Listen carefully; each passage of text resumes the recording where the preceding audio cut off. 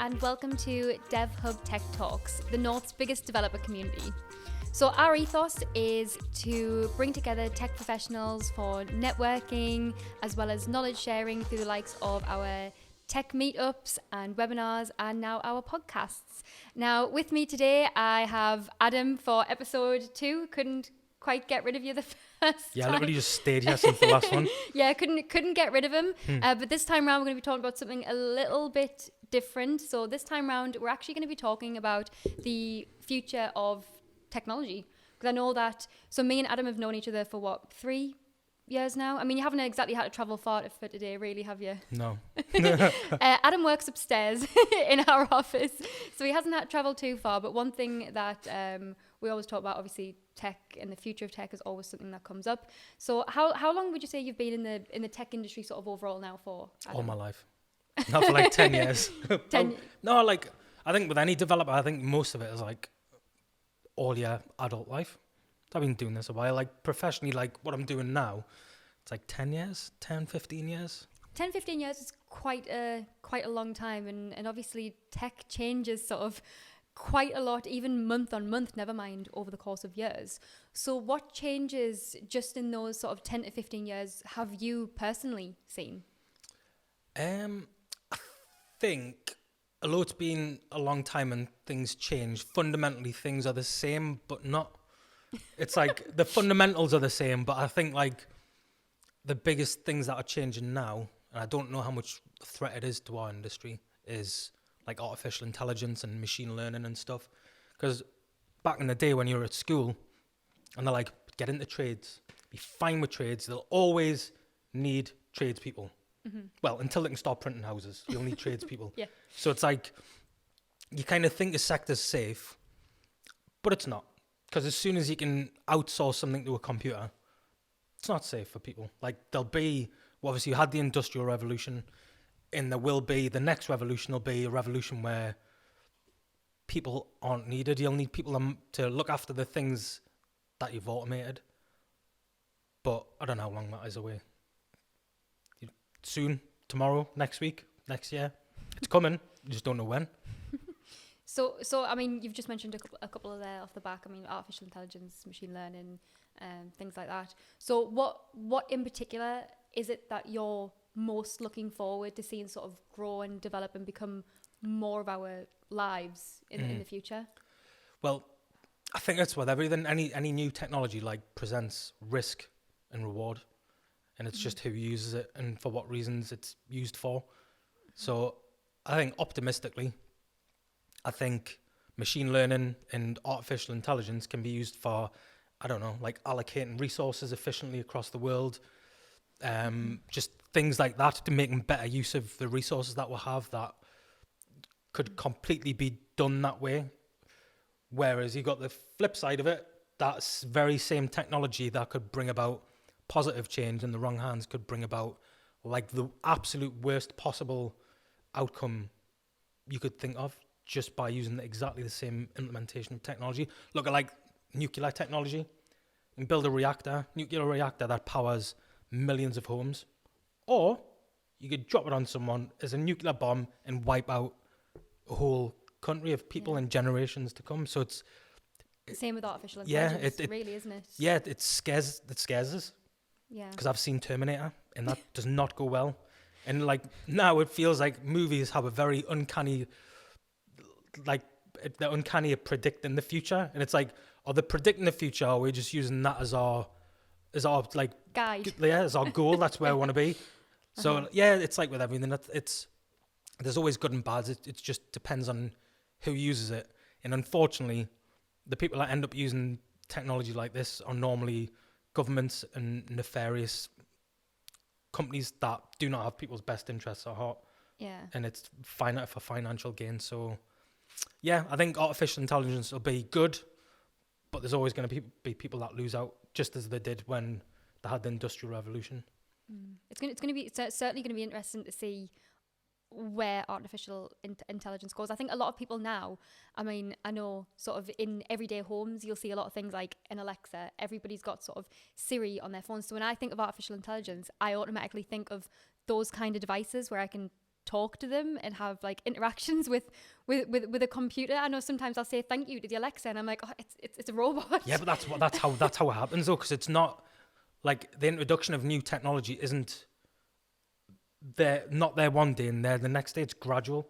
That's why the artificial intelligence stuff is scary, because it's like what Elon Musk talks about. He's kind of flipped the script a little bit on it, but at some point in the future, it's going to happen.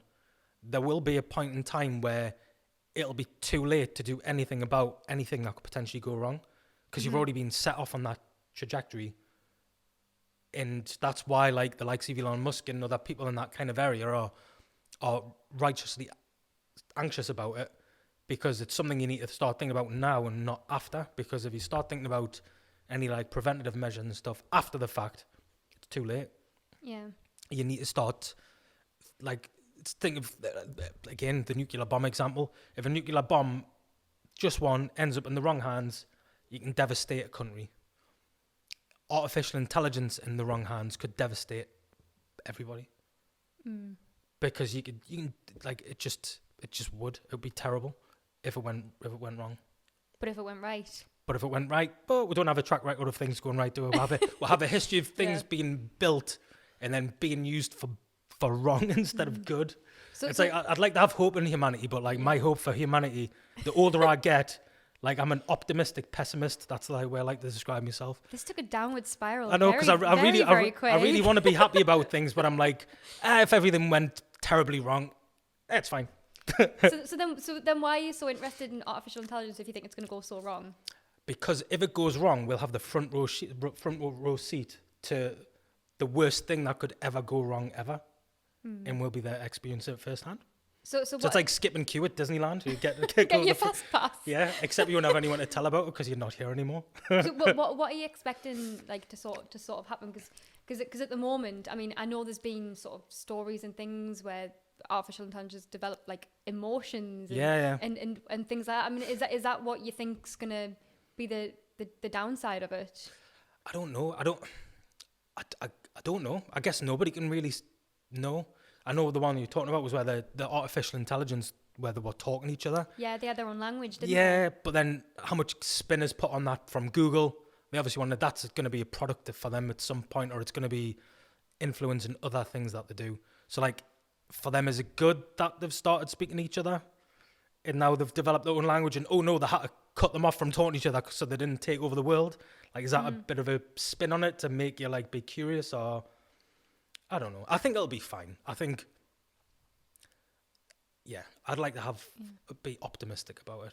So on an optimistic front, where do you think artificial intelligence could go in a positive aspect? Or make my life easier. Yeah. Like I think eventually, and then it's that whole discussion around like universal income. Like if you think tomorrow, like if you think the way the world works now, it's based on money and being able to extract money from consumers, and the way you get money from customers is you advertise your services. Where if the artificial intelligence was at play with that, it's kind of it's a different world, because then you already have all that information collected. So like, how much is that going to like tip the scales with regards to how I mean, look how much data you collect off people now. Yeah. And you could have endless uses for that data with technology applied. They're already doing it now. Like they're already doing it now with Facebook, and you can't even shop now. Like what's the incognito mode? Yeah. Like you have to make sure you go on that stuff, because if you don't, or you don't use a VPN or something, so you don't get all the ads. You're like, I've got a really great idea. I'm going to buy the kids such and such for Christmas. And then the kids in the same house go on the same laptop, and they're like, oh my God, Santa's watching my computer screen or something, because they're just tracking you through your whole life. So the problem is it's going to be used for like things that it is now, which is like crappy things. Like that's where you see it, all the marketing and but I think there's a lot more stuff being used that you just don't see. Well, even sort of in daily usage, I think I read a stat where it was like about 40% of adults are actually using the likes of Siri every day, like their daily usage. Like that's such a, like, you know, it's just part of your phone now. It just comes along with your phone. You know, most households have an Alexa. Do you have an Alexa? You know what it is? I don't. Do you not? Well, I do, but I haven't got it turned on. Do you not? No. Do I dare ask why? Can. Go on then, why? Because I don't want anybody listening to me conversations. You're like, so they're listening all of the time. So I don't have it like smart meters. I'm not getting a smart meter in my house for the gas and electric. Because guess what? That can be turned off. I don't, like, I'm involved with technology because it's my job. But it's just weird how you can see like the dip off. Like if you go to your mum and your dad, there's a slight dip off between interest in certain bits of technology. If you go back to grandparents, there's a massive dip off between their interest in technology and the technology we've got. And I can see that dip off from me now. Like TikTok, I don't want anything to do with TikTok. What's this TikTok stuff? I know what it is, but I don't want to have any, it's like I've got no interest in it, but the kids love it. And that's where you see like the intersection between generations and stuff. But with the artificial intelligence and the way things are going, like VR and AR, and like it's, you don't have a choice whether you're taking part in it. Like that's how things are going to be. Like it comes with your phone. Yeah. Like, you can't ask to sort of take it off. It's part of. Yeah. You part of don't. phones now. You don't have a choice of participation. I don't think in that. It's just that's how things are going to be. You're going to like cash. Like when was the last time you paid for anything in cash? That's just the way things are now. Couldn't even tell you the last time I had cash. And even some places are just, they will only take card now. So it's the same thing. It's like you don't have a choice. You don't get to decide whether that thing gets implemented or whether that's the way it's going to go. It happens and you're on board or you're not in that kind of part of society. Yeah. So yeah, I personally really enjoy it, and I find it with artificial intelligence, even from before I started working in the tech sector, I found it so fascinating. Yeah, It was always one aspect of technology that I would be reading my articles on. I would be sort of researching, watching YouTubes of different like artificial intelligence bots, basically, of having conversations with humans, and some of them were just absolutely insane. But like you said, I can see how well it goes, but I can also understand how it can go very wrong at the same time. I think if I had to pick a side, I would go on probably the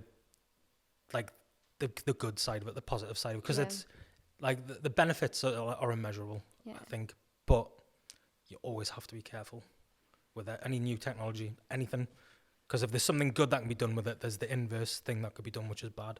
Yeah. What do you think are going to be sort of the steps for artificial intelligence? What do you think we're going to start seeing more of, whether it be sort of day to day or on bigger scales? What do you think we're going to see more of in terms of artificial intelligence? Well, look at all these AI programs now where they're doing like AI generative art. Mm-hmm. Like you can now go on and they've got it as an app now. You can now go on an app on your phone or a website and tell the AI program what you want. Have you seen those? They're insane. Like you can tell the program that you want a picture of you looking like a Marvel superhero, and it will spit out an image of you that looks like a Marvel superhero, and then you can give it additional information. So it's like you telling an artist how you want something done, like a portrait or something like that, except it's able to iterate like that so quick. Now, if you had your picture done with an artist and you're like, oh, my nose looks a little bit rubbish, can you change it? That artist would just be like, absolutely not. I'm not doing that. You'll pay for what you've asked for. Yeah. Whereas with all this AI generated art, there's even on one of the a YouTube video that I was watching where they showed you the like the forks in the road, like the decision matrix, the way the AI was going. So it would give you two outputs, but then you could ask to go, perhaps I could have a different background, and then it would spit out all the outputs, and it's just like a tree of variations. And then you pick the picture you liked, and then you've now got a picture where you look like a Marvel superhero that didn't exist before, and now you have it within seconds. It's crazy. So now you're taking it's like a CG artist who would take them a day, weeks to make this, and a computer's able to generate it in seconds. That's insane. And also like 3D animators and stuff. So the way they're looking at it is, instead of it being something that's going to take your job, it makes you able to do more creative things quicker. Yeah. So you still have creative agency over it, but you're more of a director of the output rather than being the person that builds into the computer and then gets the output. But it's going to make, like, it's just going to make things happen quicker. And then it just means humans, us mere mortals, then have to we have to pivot. We'll change. So instead of you being the person that does the thing, you'll be the person that looks after the thing doing the thing. Yeah. But then there's less jobs for people doing that as well. But Yeah, I mean, you see, especially sort of working with a lot of companies, we see a lot of companies using the likes of artificial intelligence for their platforms. So you see a lot of that now. So I know that you obviously have your own consultancy. Have you ever had much chance to integrate or work with anything to do with artificial intelligence, or is that sort of still not yet? I haven't really ventured into it much or at all. It's definitely something I'm interested in. But yeah, see, when you use bots and stuff for it's the first thing you deal with when you do like all the customer services. Customer service. I'm like, hi, my name's Sally the bot. I'm like, oh God, Sally the bot. I don't want to talk to you. I want to speak to a real person. But even then, the bots are getting a bit better because they know. I think it's known when to use the technology and when to hand it off to a human. So I think there's a few companies. I can't remember what company it was, but it might have been BT or Virgin, one of the two. And I was just talking about getting broadband on at the new house, and the bot knew when to hand it off to a human, rather than trying to take you through like an endless loop of like, I don't want to do this. That's not what I want to do. It's like, I think what the bots do allow you to filter out just the general questions and the stuff that would waste the person's time. Like the frequently asked questions or give you directions where you might need to go. Yeah, and then a human would be there to answer that. So I guess that's a good thing, because then you're not having people having to deal with just the same old stuff that comes up. And then the people are there to deal with like nitty gritty stuff that a bot, artificial intelligence, well, they're not AI as much, it is a little bit. They wouldn't be able to deal with like really complicated, nuanced stuff. Yeah, but at least it's doing sort of the filtering out to help people do their jobs better, basically, rather than being inundated with so many. But then that's still a blend. So you're blending between what one thing's good at and what another thing's good at. The bot's good because it can filter out all the nonsense and all the general stuff and then hand off. So that's actually a pleasant experience because you know it's a bot. It's not trying to be anything else but what it is. And then you get to speak to a person if you need to, because it's more complicated. Plus, I'd like to try and mess with the bot sometimes as well. What you doing? Not so clever now, are you? Oh, these poor bots, just try and do their job. No, because I keep thinking, obviously, like with Terminator and stuff, like when you watch the movies and you're like, this is not the way that we're meant to be going, because this does not end well. Like it ends up with the robots taking over, and then you go into Morrison's and then you see these machines can't even scan two things at the same time, and then like, oh, we're fine for now. It's good. Yeah, we're okay for now. It's like you still need a human to look after you because he can't even read a barcode, and then I'm like, maybe Skynet's gonna take over yet. So, I mean, what's the one thing, like, I know obviously you mentioned there about the images on Marvel characters and whatever else, but has there been one thing in particular with AI that's really sort of blown your mind where you've thought, holy shit, that's unbelievable? I think it might have been might not have been Tesla. There was a TED talk I was watching where they were using AI to build car body parts. Mm-hmm. So they were using artificial intelligence to optimize the output of like car chassis. Which a human would never have thought of, because you'd be working in like triangles and stuff because it's a strong shape, and then building the chassis the way a person would, but then the way the artificial intelligence, like neural network, had decided to build the chassis was like a spider web of interconnected parts, and that was the most optimal structure for like lightweight and stability and stuff. We would never have done that. Like, you just wouldn't. You wouldn't have been able to do it because AI can just iterate, and it can do thousands and thousands and thousands of people's worth of thinking at the same time. It can go through every single possible iteration to get to a point where it's like the end goal is perfection. Yeah. Like you wouldn't be able to get a person to do that. It's not possible. Yeah, like even better than like the human eye and things like that. Like, but then that's just purely computational though. All you're doing is just giving it the set of parameters, and it goes off and finds the most optimal output based on what you've given it. So I think there's a difference between using that to calculate like really computationally complex problems, but then the next one is like sentient intelligence, which is like it's like a different thing. That's when we'll have to worry. When it becomes like totally sentient and realize that we're not good for this planet like at all, then like, yeah, we'll just get rid of them. You could be giving me nightmares here, Adam. Just watch Terminator, you'll just know where all of this goes. I know. I thought you were going to be more on the positive side about. No, I am. intelligence. I play into the negatives a bit, but Yeah. it's. I tell you, the thing that freaks me out the most is when you're watching like Boston Dynamics, and they're building all of these robots. Like Spot the dog, like, oh, Spot the dog, that lovely little robot. Oh, now they're attaching a machine gun to it, and you're like, you pitch this as being, it's like bright yellow, really colourful. You just want to pet it, and now you're attaching an assault rifle to it.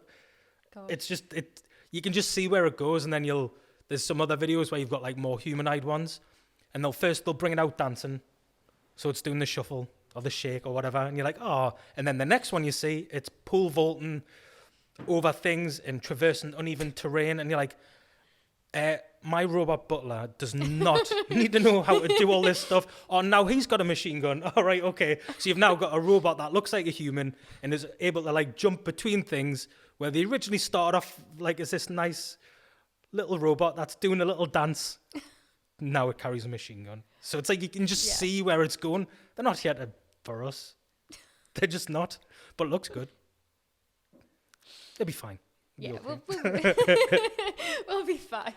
They'll be okay. I mean, one thing that I did sort of, when I was looking into artificial intelligence, I did notice that sort of, I think it was about the year 2013, that AI's level of intelligence was roughly about the age of a 4-year-old. Yeah. And by the year 2045, like, it's expected that AI is actually going to surpass human intelligence.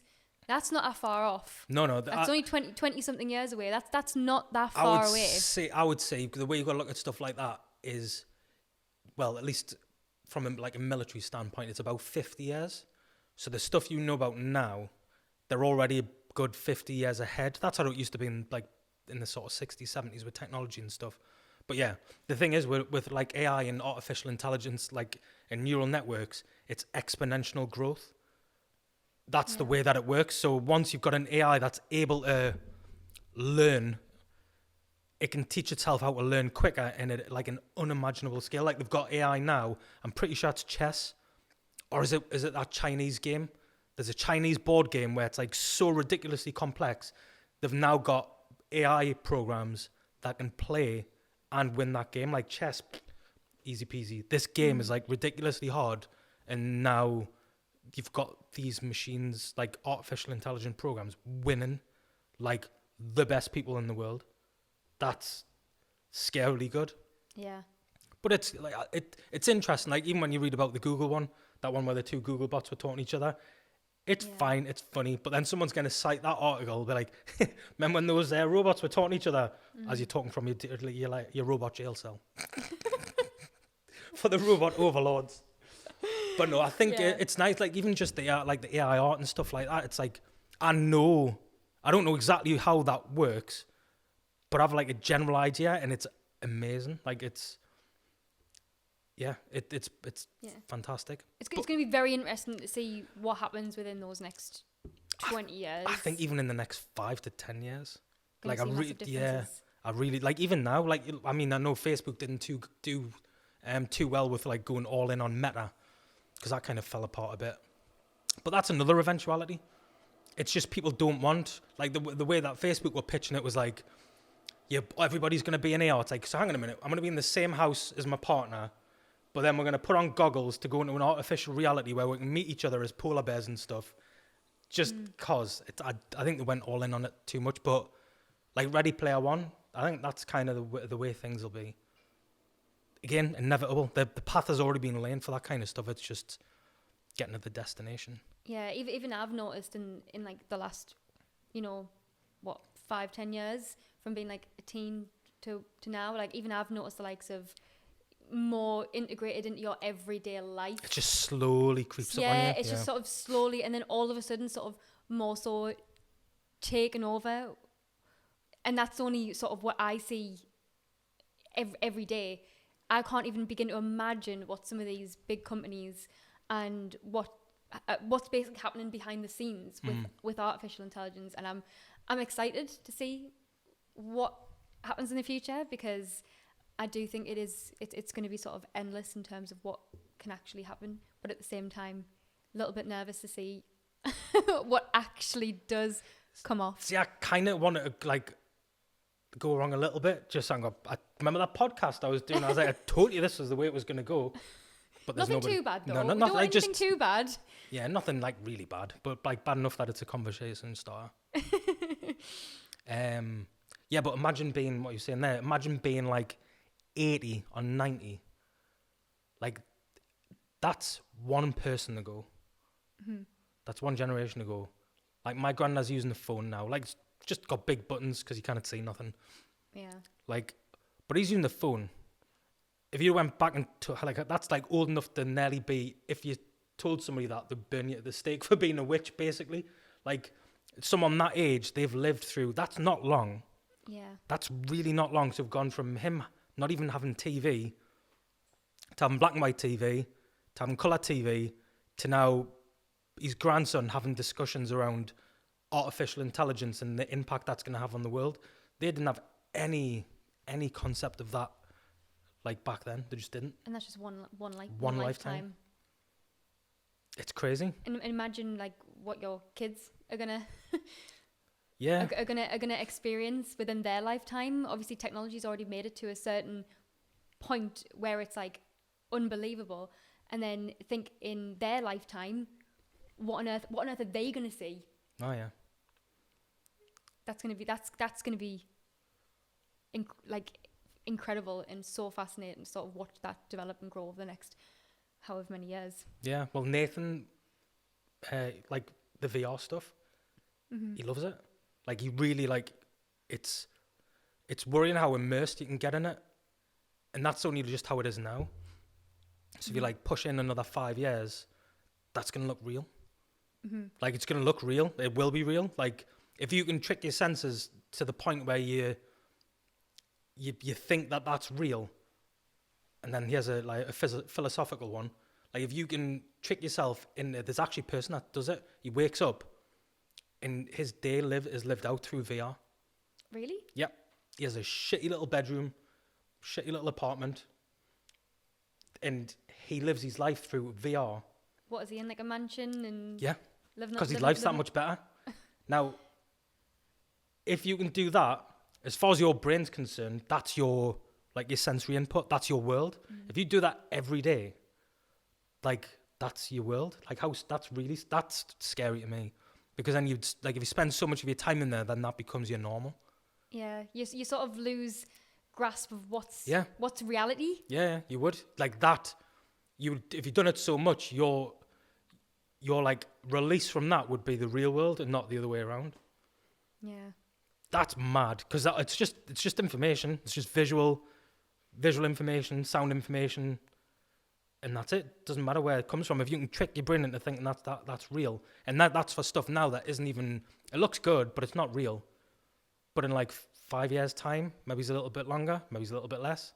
It's gonna look real. You're gonna put that on your little VR headset, and you're gonna be so immersed that you think that that's real life. Gonna live in an alternate world, basically. Yeah. You literally can. And there's nothing stopping you, and if anything, it's just like you say, it's just going to get better. But then that's why the meta stuff is not worrying, but like go out and experience things. Like go into a VR world where you can experience the park. Just go to the park. Do you know what I mean? Like, it feels like real life. It doesn't. It's not real life. Just go live it. Yeah, it is. I get it for like some applications and stuff, but. Yeah, don't throw out like actual reality for like simulated reality when you can just have the reality anyways. I know it sounds daft to say, doesn't it? Yeah. It sounds really daft to say, but like, what's the point of going into a separate world when you can just live in this world? Yeah, but then if your life's not great, true. And then that's escapism. But then that's also very sad as well, because your life's so bad that you want to live it through some fake world. But I guess the point I was trying to make for that is the one that Elon Musk was saying about like AR and artificial reality. Like eventually, like everything, technology trends upwards. Everything incrementally gets better over time. That's just how it is. I think it's Moore's law, which I think they've surpassed now anyways. But you'll get like technology will get so good that VR and like augmented reality will be indistinguishable from reality. So if we can get to a point where we can simulate reality so well that a person experiencing that perceives it as real life, so who's to say that we're not the product of someone else's artificial reality? Oh, you're messing with my head now. Messing with my head. Now, obviously you mentioned there Elon Musk. Now, I'm sure you've probably heard about the whole to do with that Neuralink, where it's sort of more regulated than artificial intelligence. What are your sort of thoughts around that? Again, good or bad? Like, the good thing is, I'm pretty sure they're talking about like helping people walk again. Yeah, that's incredible. Like, that's amazing. If you can take someone who's unable to walk, and then through your application of technology, make them walk again. Imagine, it's giving people hope. Like, God can't even do that. He professes to, but he hasn't. I don't think anybody's walked by that. Like, if someone's like body is damaged, but then you can use technology to fix that, that's godlike powers. Like, if you went and done that somewhere else and didn't tell them it was technology, that it was a miracle. Yeah. But again, I think with the Neuralink, good and bad, because it's great because the application's in the right manner, amazing. But you're also putting like wires directly into people's brains. Yeah. And that is a receiver. You go around hacking people's brains. Like, that's how it works. That's how the information gets in, so you could easily get it out. Mm-hmm. And then they're even talking about with the Neuralink stuff, you better communicate with people without talking. Like what? Like is it telekinesis? Yeah. Telekinesis? So imagine being able to hear other people's thoughts. Not the stuff they say to you, but just their thoughts. It's not even a conversation. It's just just everything all at once. No, that's mad. Yeah, so you'd actually be able to know what people think about you before they, like, you don't have any friends. I don't think I'd want to know. I don't think I'd like to know that. But no, again, with every application of technology, I think it's good and bad. You can take everything and use it for nefarious reasons or use it for good. I think Elon Musk overall, as much as he's getting a little bit of hate with the Twitter stuff, I think, again, net good or net bad. I think Elon Musk's contribution to the world, I think, is net good. He's making himself rich in the process of it, but I think he seems to be doing things for humanity, I think. Well, if he can make people walk, if he can help give people their lives back by being able to, not be trapped within their own bodies, that's something else. Yeah, but it'd be a really evil move. It's if it was behind a paywall or something. So you could only use your legs if you watched a 60-second clip or something like that. Oh, Can you God. imagine regain use of your legs after a 30-second clip, or subscribe to something for only you would think of that, Adam. Only your mind could take it there. If he somehow sees this, that's part. I made that. That's Are you taking full credit? No, half. Oh, only half. Yeah, but that's how But that's the way you're trained to think. Yeah. Isn't it? I get the free version, so maybe I can only stand up to half my knees being locked out. And if I pay a subscription, I get full lockout. Only my knees you are clicking. I might need to do it. Only you could send it that way. Could think of it like that. But yeah, that was great. Thanks so much on your views of the future of tech. It's been interesting to hear what you think. Good and bad. Yeah, net good. I think it's net good. We'll go with the good. Thank you. Thanks so much for listening to our DevHub Tech Talk, all about the future of technology with Adam Anderson. Please do follow us and subscribe to our channels for any future events and our podcasts.